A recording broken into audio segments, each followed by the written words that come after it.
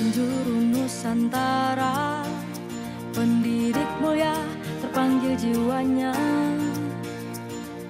melangkah dalam satu cita, selamat dan bahagia anak bangsa.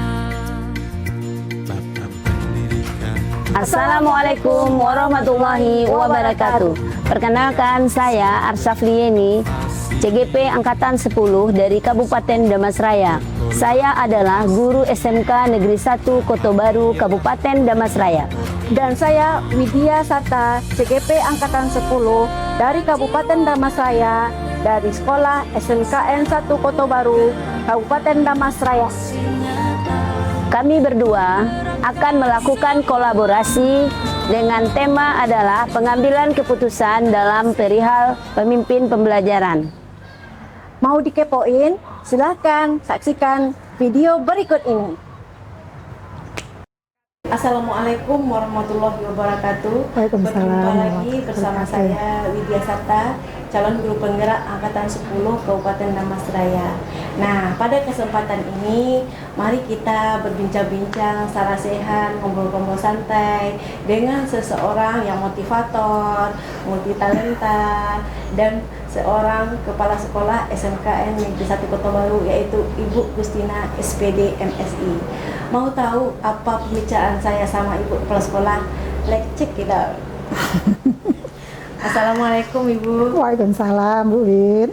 Gimana kabarnya Ibu? Alhamdulillah baik. Ya, saya nampak saya makin hari Ibu semakin ceria dan semangat ini dalam memimpin suatu instansi. Amin, mudah-mudahan. pendidikan. Ini loh Bu, ada sedikit bincang-bincang mengenai suatu institusi yang Ibu pimpin.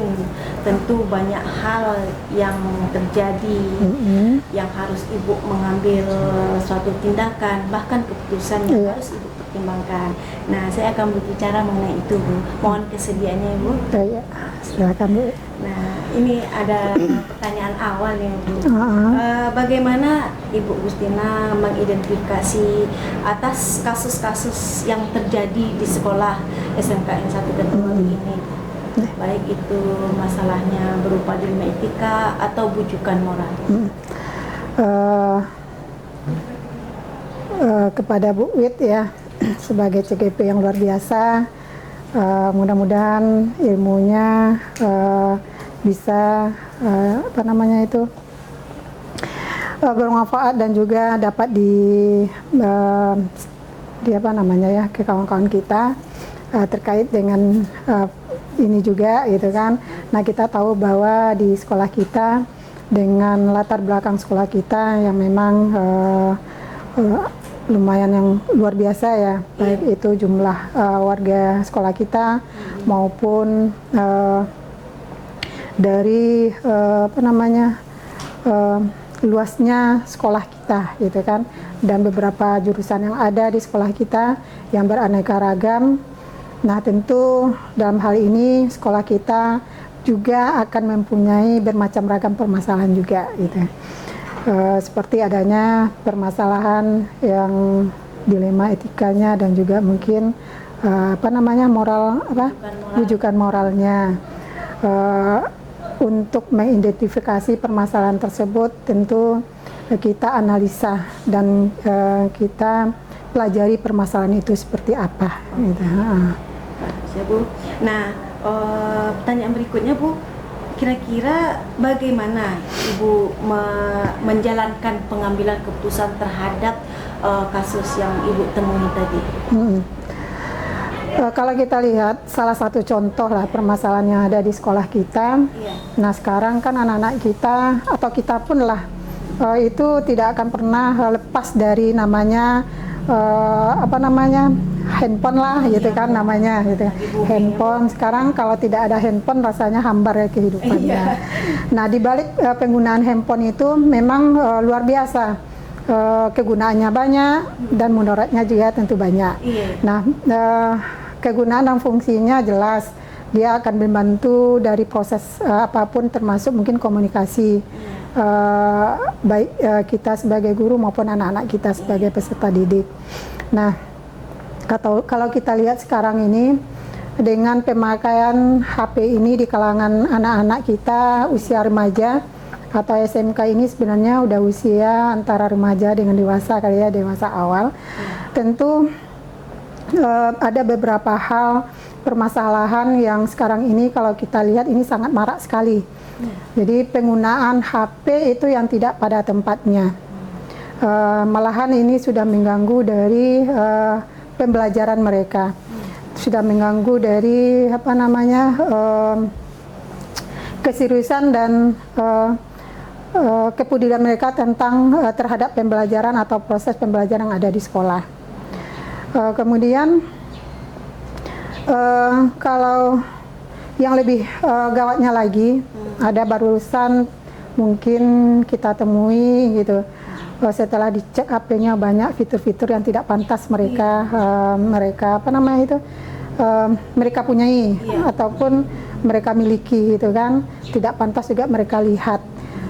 Seperti adanya situs-situs yang porno aksi ya, atau pornografi yang ada di sana. Nah ini memang sangat udah marak sekali. Nah kita sebagai unsur pendidik yang ada di sekolah tentu harus menyikapi hal tersebut gitu. Jadi harapan kita kepada Bapak Ibu kita yang sebagai tenaga pendidikan di sekolah kita memang bersama-sama untuk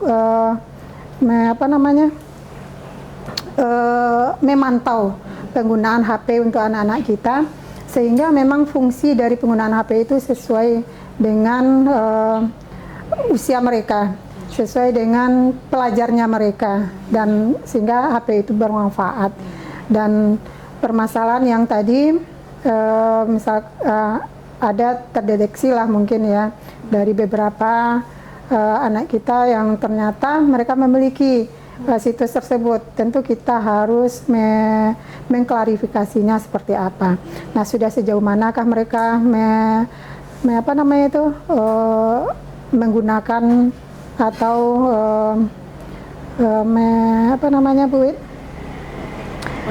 mengakses dari fitur-fitur tersebut. Tentu kita klarifikasi sedemikian rupa sehingga nanti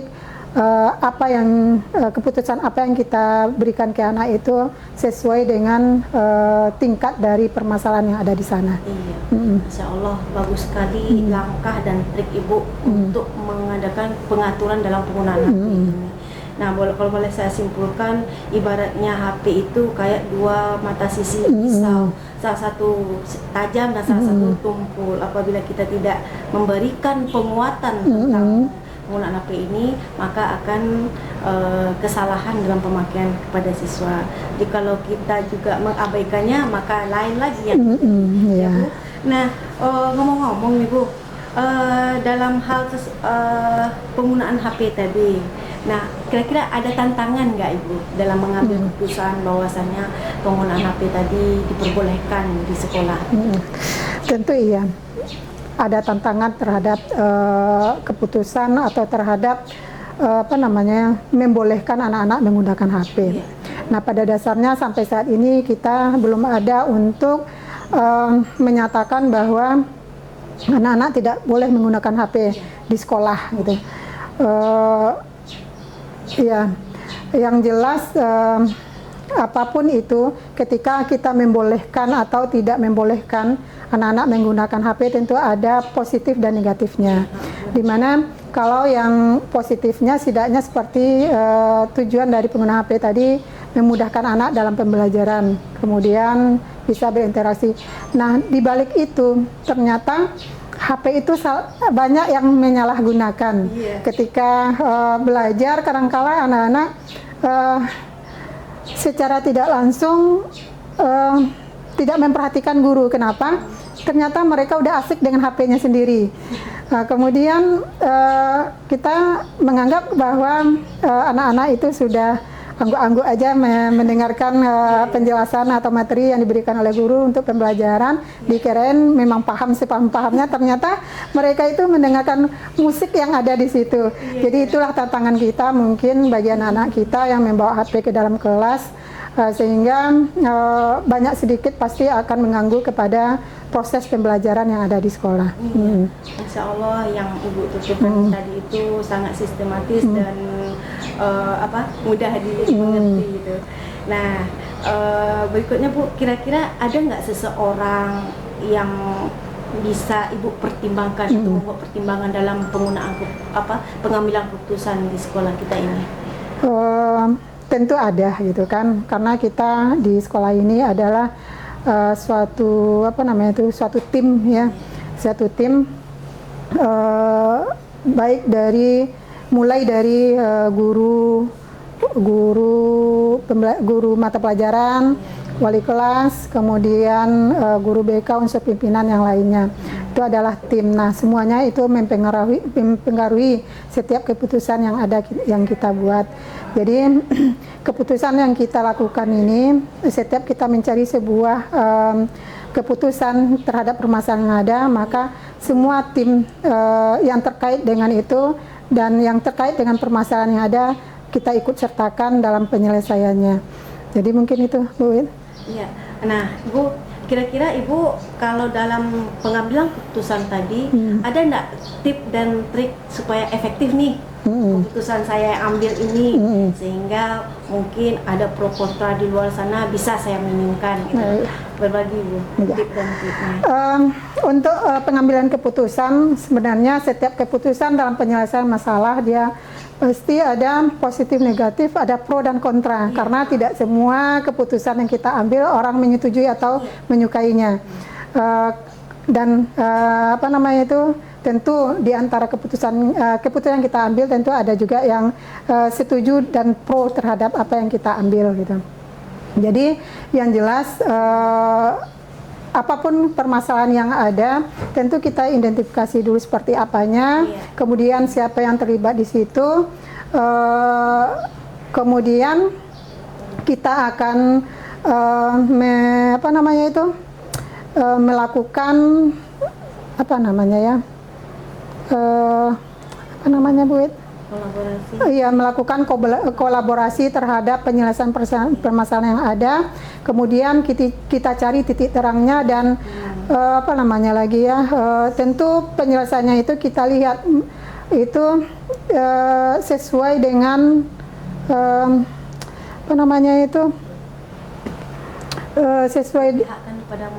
sesuai dengan apakah permasalahan itu, yang jelas keputusan yang kita ambil pasti itu adalah berpihak kepada murid gitu.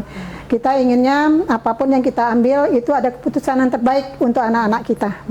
Masya Allah, dari apa yang Bu Tata paparkan tadi itu telah menggambarkan bahwasanya ada kebijaksanaan seorang pemimpin dalam mengambil keputusan, yaitu dia mempertimbangkan nilai-nilai kebajikan, berpihak kepada murid, dan keputusan yang diambil adalah bertanggung jawab. Nah, Ibu, ini pertanyaan yang terakhir. Nah, dari pengambilan keputusan yang telah Ibu lakukan selama di SMK ini, ada nggak kira-kira pembelajaran bagi Ibu yang bisa Ibu petik dari hal pengambilan keputusan tersebut? Kalau pembelajaran tentu ada ya Bu Wit, malahan banyak gitu kan. Apapun permasalahan dan apapun keputusan yang kita ambil dalam penyelesaian permasalahan tersebut, itu adalah suatu suatu pembelajaran bagi kita.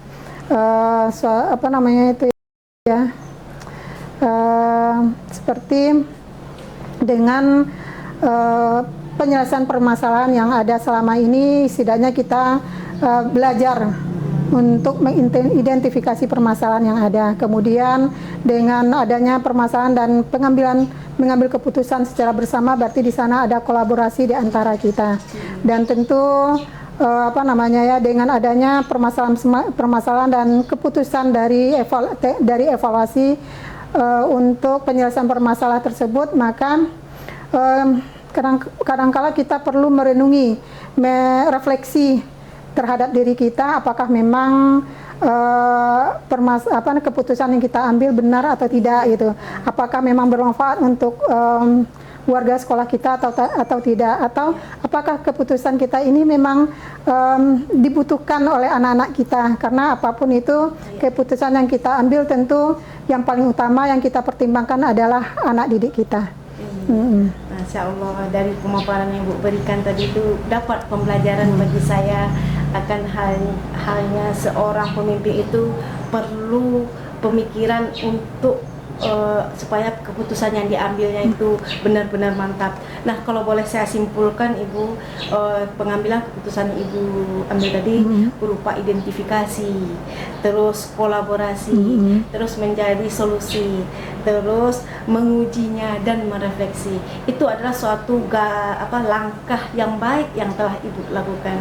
Semoga apa yang Ibu lakukan itu akan menciptakan suasana institusi pendidikan yang lebih baik lagi. Amin. Nah, demikian Bu, wawancara kita, bincang-bincang santai kita. Semoga bincang-bincang ini merupakan suatu pemikiran yang positif untuk membangun pendidikan anak-anak kita masa depan dalam perubahan transformasi kependidikan. Terima kasih atas waktunya Bu, semoga kita sehat selalu. Amin. Dan akhir kata, demikianlah wawancara dengan Kepala Sekolah Ibu Gustina SPD MSI, Kepala Sekolah SMKN Negeri 1 Kota Baru. Semoga kita dapat mengambil hikmah dan pelajaran yang lebih baik daripada apa yang kita bicarakan ini.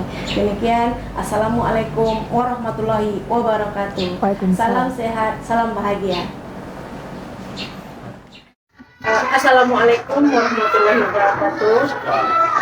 Tibalah saatnya kita ketemu salah seorang kepala sekolah yang hebat, yaitu Kepala Sekolah SDN 14 Kota Baru yang beralamat di Negeri Kota Padang, Kecamatan Kota Baru, Kabupaten Damastraya.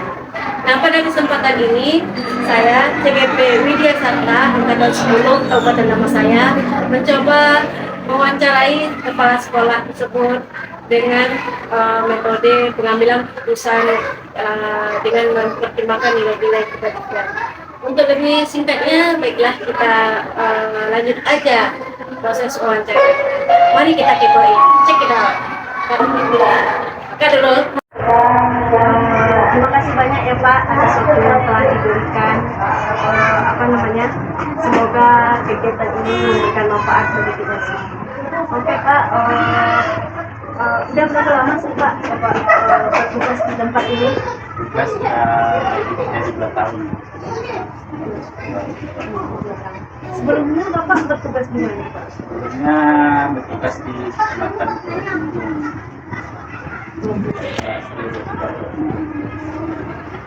Ini mohon izin nih Pak, mewawancarai terkait dengan hal-hal pengambilan keputusan. Ya. Sebagai kepala sekolah nih, mungkin kita bisa berbagi ilmu kepada kami Bapaknya tentang pengambilan keputusan, di mana seorang kebijakan sebuah institusi pendidikan sangat dinantikan kebijakan itu oleh para muridnya, orang tua maupun rekan-rekan yang lainnya. Oke Pak, nah bagaimana Bapak mengidentifikasi kasus-kasus yang merupakan dilema etika atau bujukan moral? Iya. Terima kasih Bu tentang pembelajaran di sekolah ya. Iya.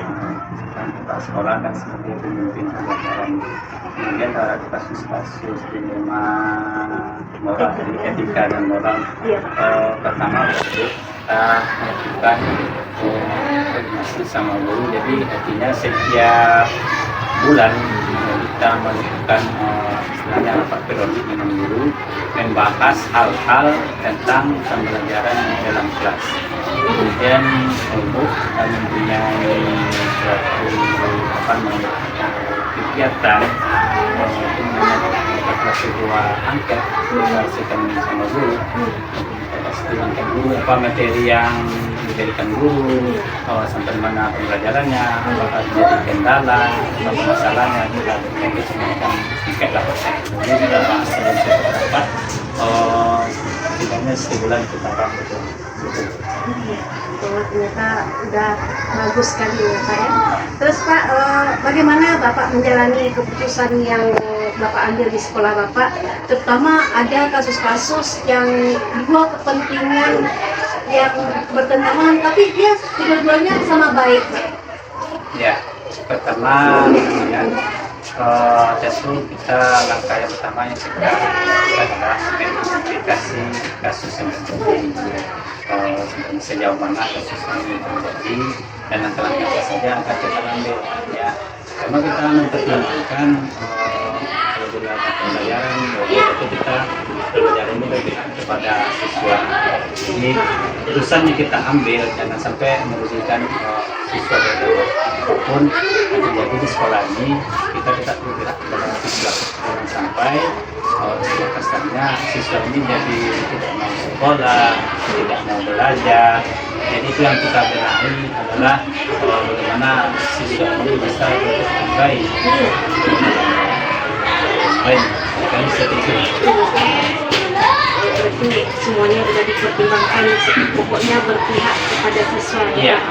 Nah, kalau pertanyaan berikutnya Pak, apa saja yang selama ini Bapak anggap efektif dalam pengambilan keputusan di antara kasus-kasus yang ada tadi Pak?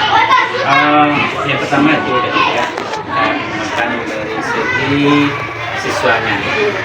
Pertama itu jangan sampai siswa ini dirugikan.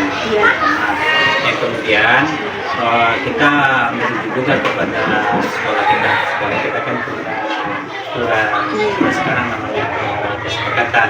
Kalau memang itu sudah jauh, jadi kita berikutnya kita akan memanggil orang tua.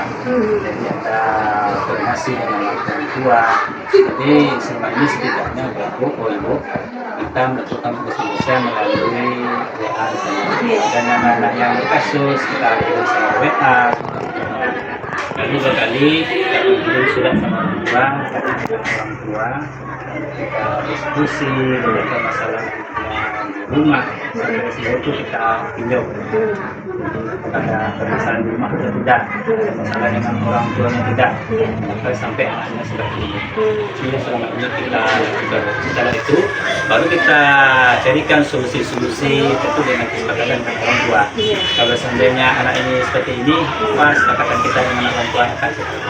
Jadi sampai seperti yang kita lakukan juga. Insya Allah, begitu bijaksananya Bapak mengambil keputusan tadi. Nah, ada pertanyaan lagi nih Pak. Dalam mengambil keputusan tadi itu, Bapak mempunyai tantangan apa enggak? Nah, kira-kira tantangannya seperti apa Pak? Iya betul loh. Dalam setiap mengambil keputusan kita mempunyai tantangan yang kadang-kadang perusahaan berat, kadang-kadang itu apa istilahnya kembalikan kepada diri kita sendiri. Sebenarnya kita ambil keputusan seperti ini, apakah berdampak tak kepada siswa, berdampak tak kepada orang tua, berdampak tak kepada sekolah. Jadi tantangan seperti supaya nanti kita rambut hukum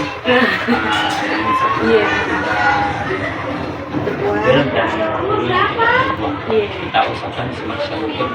Kemudian setelah itu ya, dalam keputusan itu kita tentu ada sharing dengan yang lain. Kita meninjau dengan sini kan kelas ya.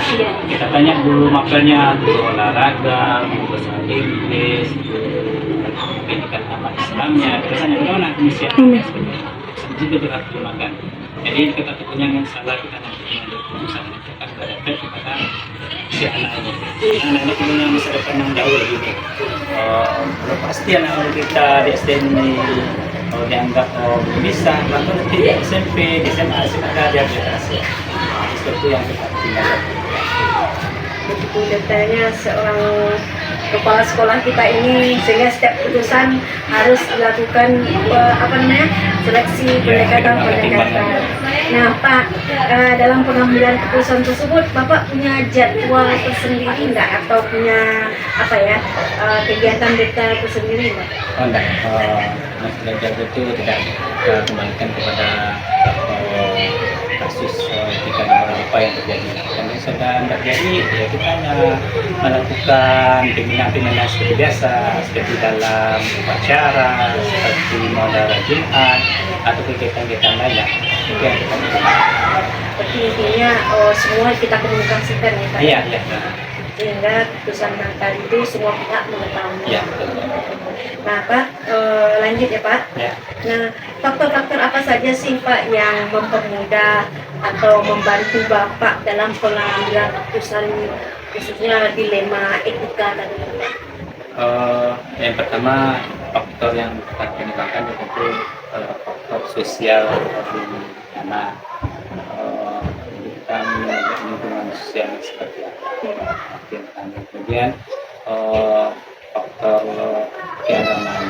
Jadi seperti kita lihat namanya sih tanggung jawab orang tua terhadap anak ini dari segi keagamaan.